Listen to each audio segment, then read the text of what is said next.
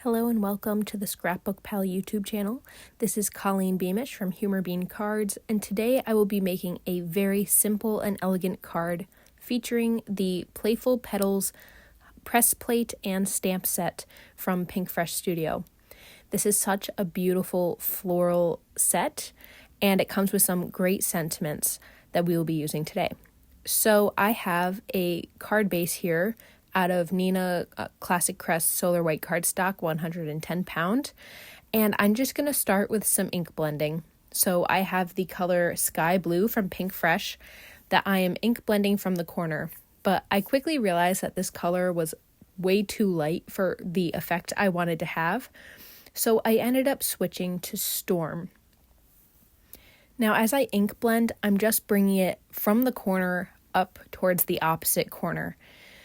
This ink blending, I'm not too worried about it being very solid. I kind of want it to look smoky and imperfect because it has a really cool effect. So I'm just going in with a light wash of that Storm color. And then to add some contrast and darken things up, I'll go in with the color Stargazer. Now Stargazer has a bit of a more purple tone to it, so I didn't want to put too much because I very much wanted this to be blue, but it does darken things up and add to that kind of smoky effect. Now, if you wanted to increase contrast even more, you could go in with a black ink. I would probably recommend using like a Distress Oxide ink in Black Soot, just because I can't imagine, I've never tried ink blending with a black dye ink, but I imagine that would be pretty difficult. Now I'm just going back in with more of the Storm to kind of blend it out a bit more. I'm going from that dark to light. I do want the upper left corner to be completely white, so it's kind of an ombre effect. And you can kind of see kind of the unevenness that's creating that smoky look that I'm going for. So this finishes up my ink blending, and now we'll move on to some hot foiling. So I have my Spellbinders Glimmer machine here, and I have the Playful Petals press plate. Now the cool thing about press plates is that they can be hot foil plates as well.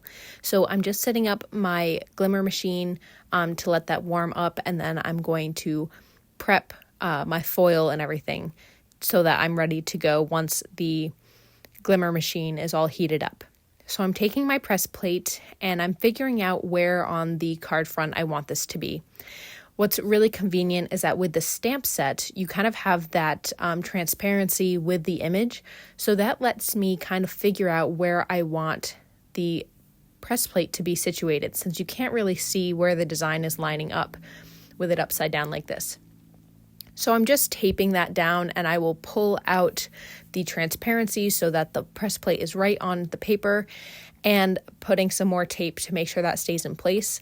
This tape will act as a hinge so that I can shimmy my foil right in between. So I have some just silver metallic foil that I'm using today, and I'm just seeing how much I need, and then I'm going to cut off the correct size.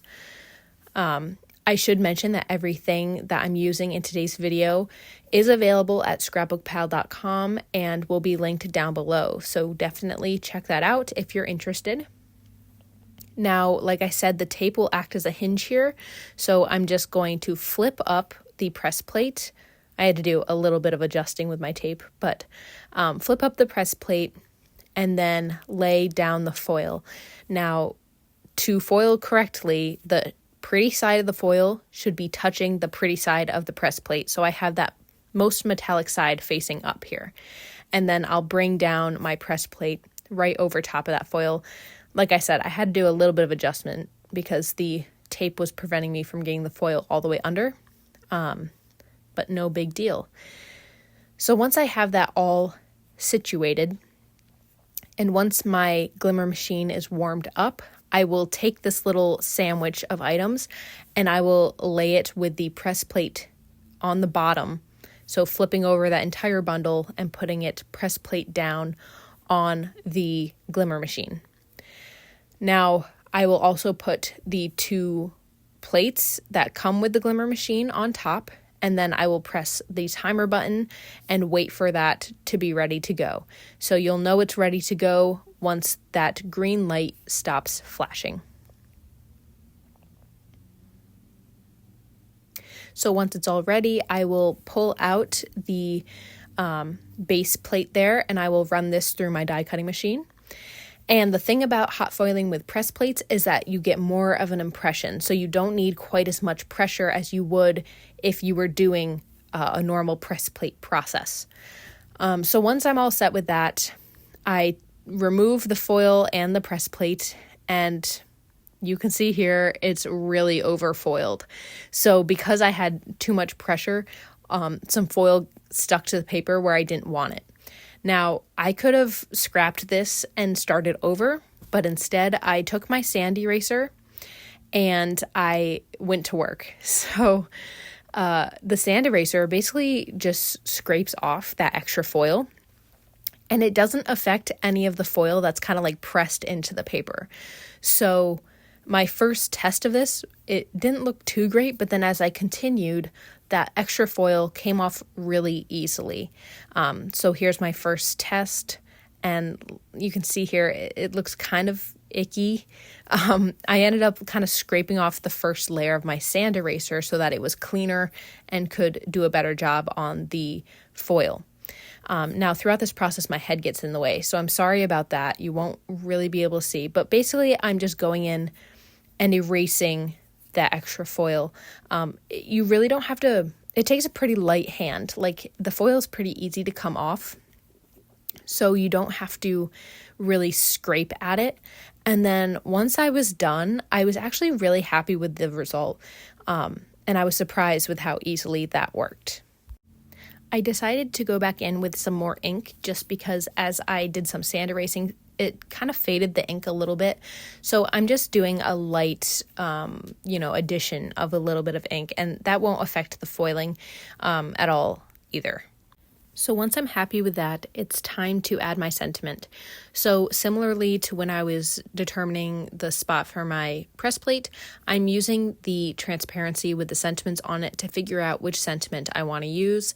This stamp set has ones that say, "Thanks for showing you care," "Best wishes," and one without the scripty text that says, "Today calls for a celebration." So I settled on the best wishes sentiment. You could definitely use the press plates for this because that also has the best wishes sentiment, so you could hot foil or press it. But like I said, I decided to just stamp, so I got out my mini MISTI here, and I will be stamping the sentiment in the Stargazer color, so it matches the deeper blue that we have on the ink blending. And that finishes the card for today. Like I said before, this is a very simple and elegant card. It would be really easy to mass produce if you wanted to make a whole bunch of cards at once, or if you just need to have a quick card for someone who just shared some good news with you. So thank you so much for watching. If you like this video, go ahead and give it a thumbs up, and be sure to subscribe to this ScrapbookPal YouTube channel because there's always more incredible crafty inspiration being shared here. Looking forward to seeing you next time. Bye.